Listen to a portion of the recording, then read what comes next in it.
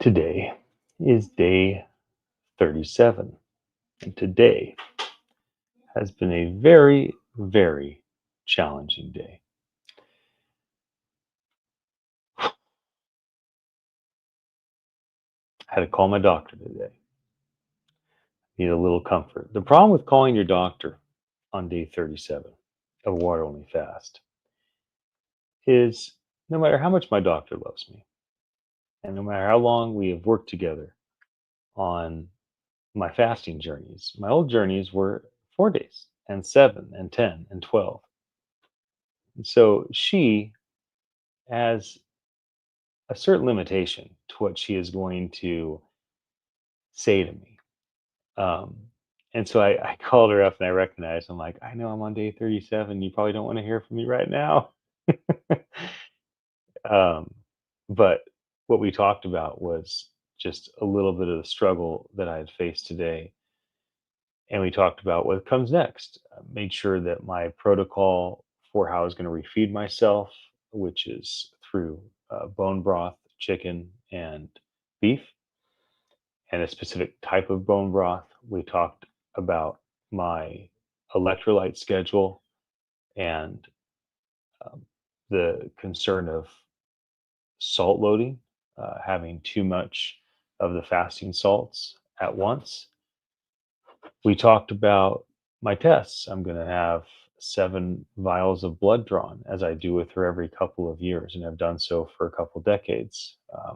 And we're going to have the blood drawn next week after I refeed off bone broth for a handful of days and then meat and see how all my internal organs are doing and all my different biomarkers. Um, the real reason I called her is I just was concerned. But, I didn't want to be so insensitive that I call her and I put her in a position where she has no choice but to say, but to get concern for me. But sometimes just talking with someone and just their presence in your life, sometimes just presence does a lot for somebody. There's a lot of stories I've heard about when people have the hardest time in their life and someone goes to see them and they don't go to counsel them, they don't go to fix them, they don't go to even talk with them. They just go to be present with them. I think presence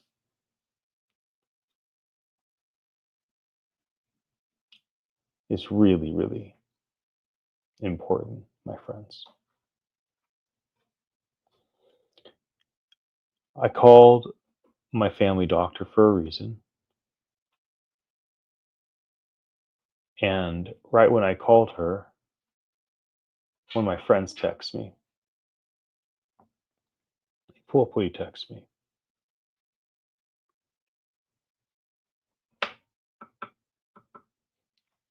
He texts me,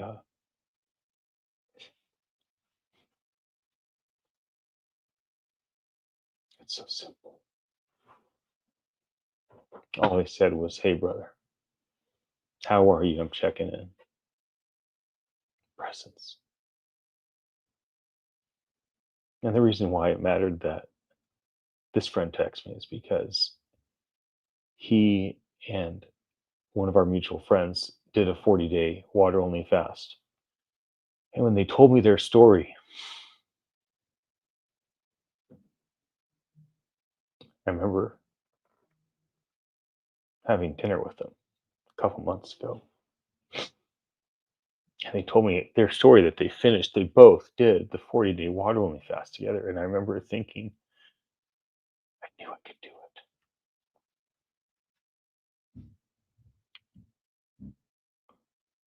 I knew it was possible.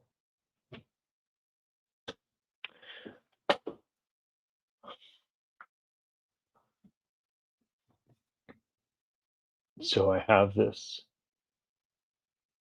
moment of concern And a friend out of nowhere gives me their presence. Hey, brother, how are you? Checking in. I call my doctor. We don't really talk about all my concerns. We don't go into detail. To be honest with you, there's a certain level of disrespect to try to rope in my doctor to persuade them that what I'm doing is safe. What I'm doing is as safe as it can possibly be. But this is a individual choice that I'm making. I do have her and another that's involved with medical oversight. I do have my wife that's by my side all day, every day. We do use both OpenAI's ChatGPT and Grok, usually twice a day, checking in. It's the morning of this day. This is how I'm doing. It's the night of this day. This is how it went. We're doing all we can to do this safely. But what did my doctor provide me today? Presence, vision for completion, vision for the next steps, walking through the refeeding rhythms, scheduling the blood work and the appointment to go over it to see how all my markers are. Presence.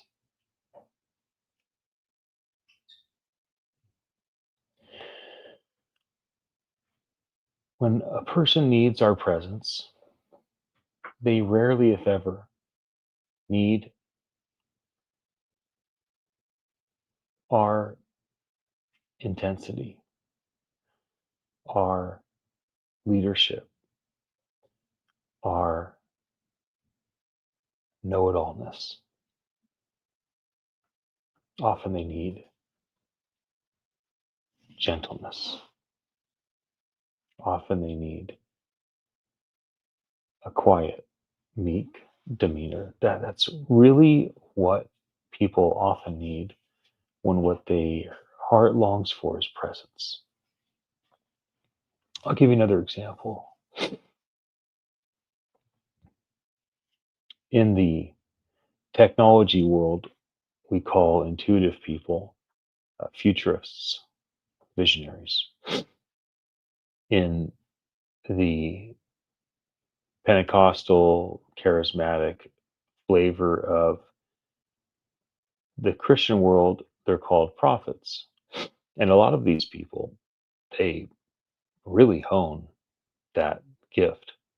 And um, that community believes it's beyond a natural intuitive gift that a human hones, learning how to read people and speak into their life, but that there's also a supernatural, mystical component to it. I think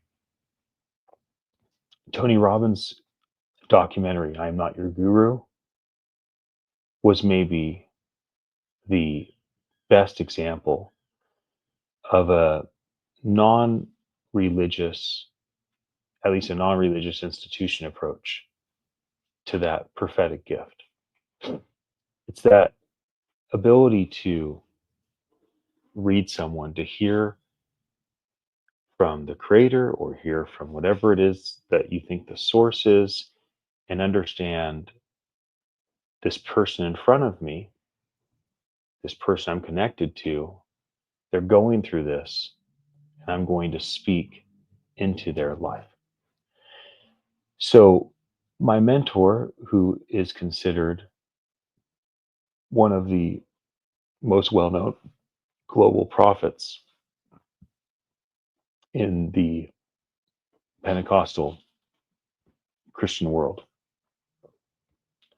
he's the type of guy that he'll spend 5, 10, 15, 20 minutes regularly just walking through a crowd when he is teaching and calling people out, having them stand up and start to prophesy over their life. I see that you are this person. I see that this is your future. And it's often a fork in the road moment for people when he speaks.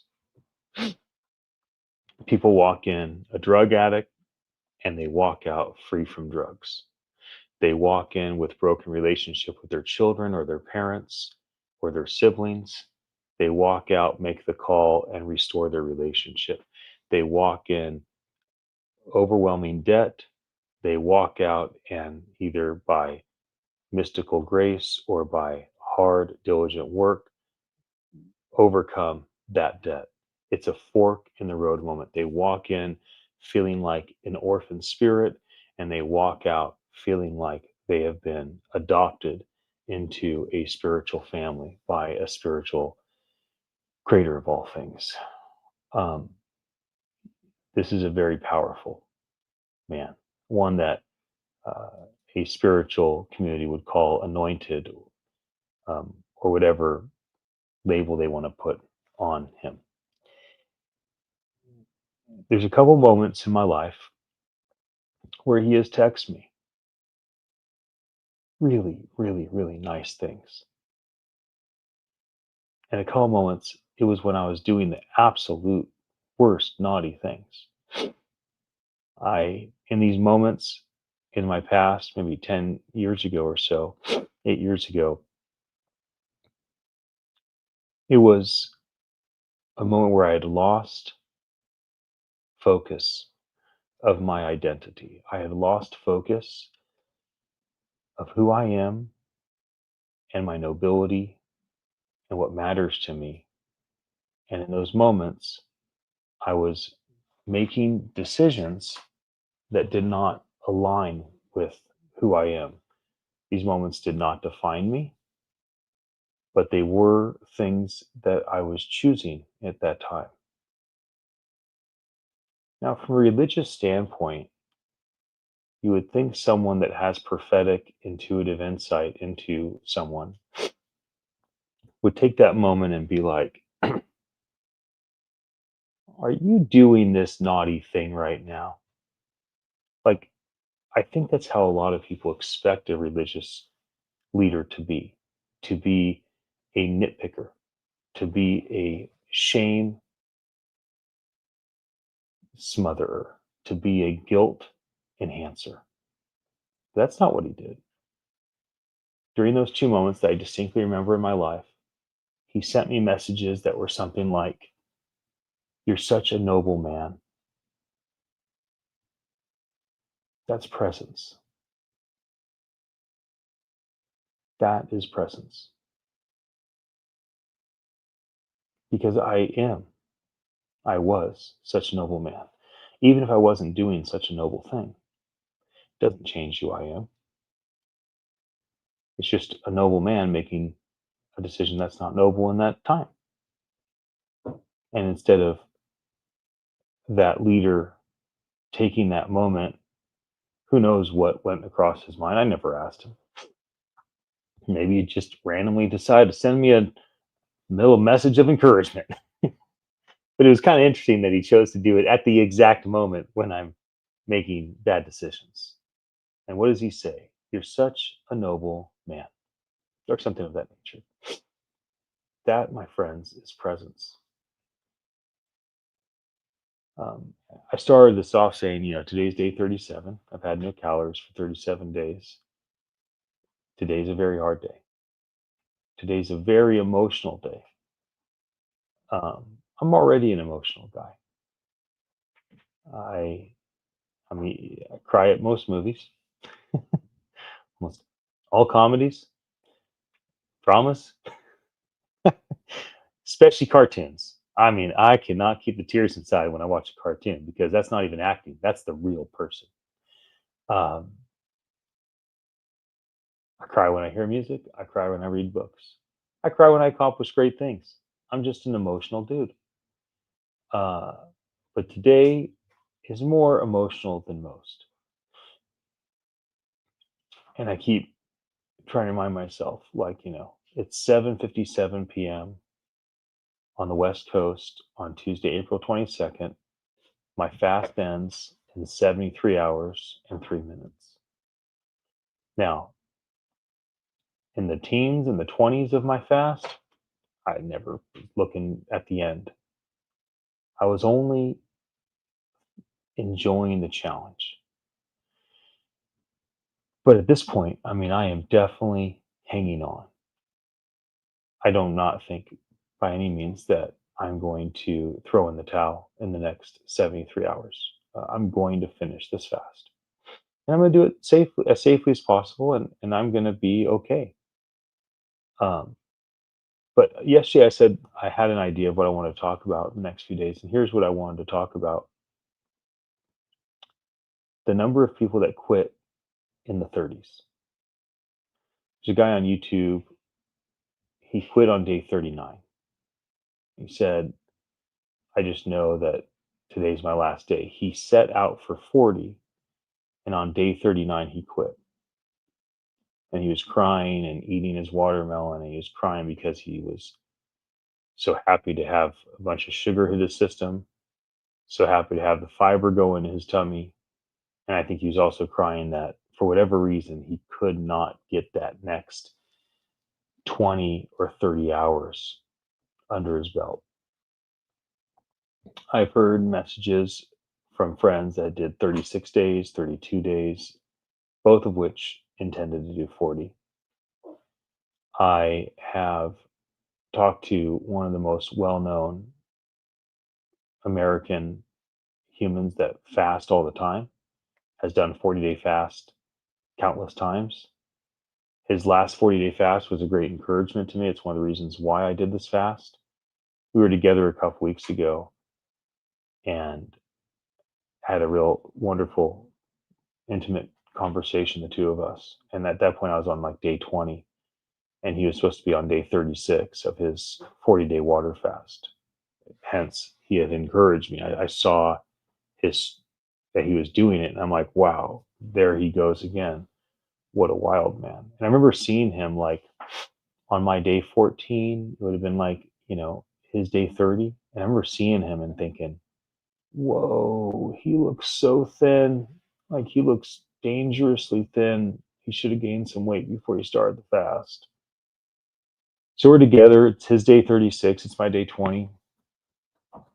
And he goes, hey, I got to tell you, I had to start eating on day 33. I looked at my wife and I said to my wife, I'm going to die. Like, I'm not going to make it to day 34 if I don't eat. He goes, I spent the last 3 days eating. He said, now I'm okay again. So I'm going to do 7 more days of water only fasting. I did the first 33. I had to take a 3-day break. Now I'll finish. There's something so challenging about finishing. I think about the people that have done Ironmans.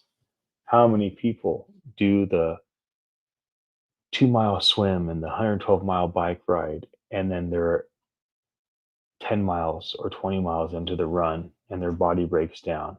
And no matter how bad they want to finish that Ironman, their body says no.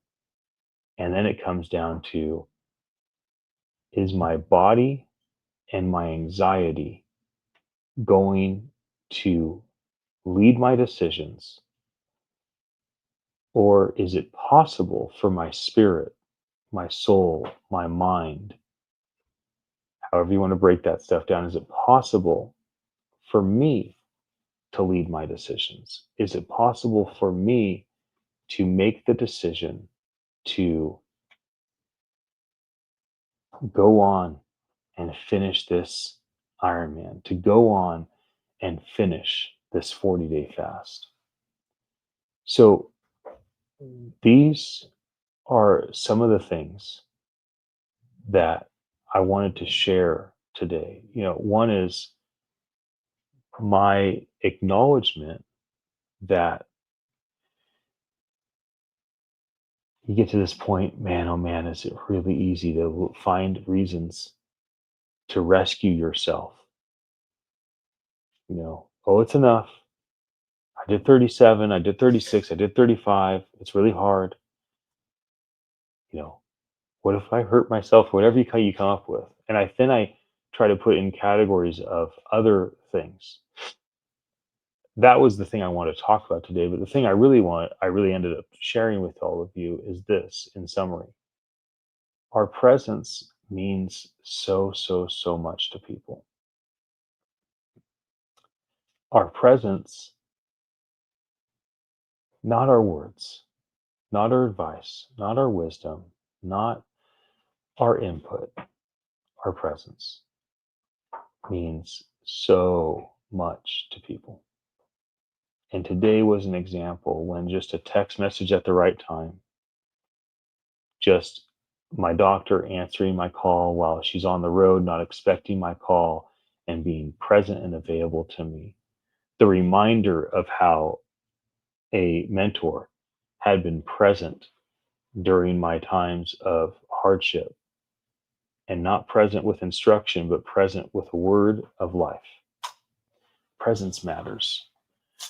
Someone posted on TikTok a comment yesterday. I talked about how much empathy I had, how my empathy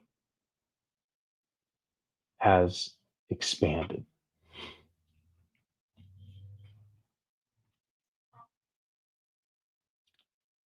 for all the people that suffer without choice. I choose to suffer for 40 days. I choose to go without food. My choice. There's so many people that suffer with agony. No choice. Mine ends in 40 days or 60 days if you consider I'm going to take 20 days to kind of get refed. These people don't have an end in mind. So this person posted on my TikTok video and they said something like, I appreciate your empathy. I'm in agony 24/7. If I have to go any distance, I'm in a wheelchair. But people have it so much worse than I do. At least I can sit. At least I can stand. At least I can drive. Here's a person that is in 24/7 agony, not their choice. A person that suffers greatly. And just my video about empathy allowed them to feel seen. It was presence. My video sharing empathy was presence in their life. It let them say, somebody sees me, somebody knows that people like me are suffering. And their response was, but people have it worse than me.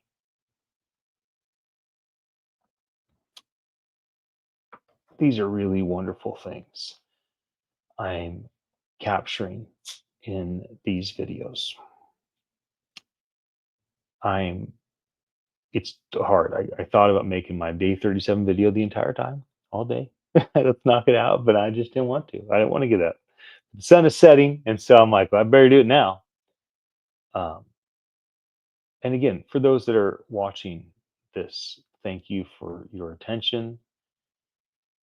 Thank you for having interest in my journey and enough interest to jump on live and stay with me as I share my thoughts. And I just want to continue to capture this. So my intent is to jump on for the next 3 days and do so. Um, and until I come back tomorrow, may you be at peace. Goodbye, my friends.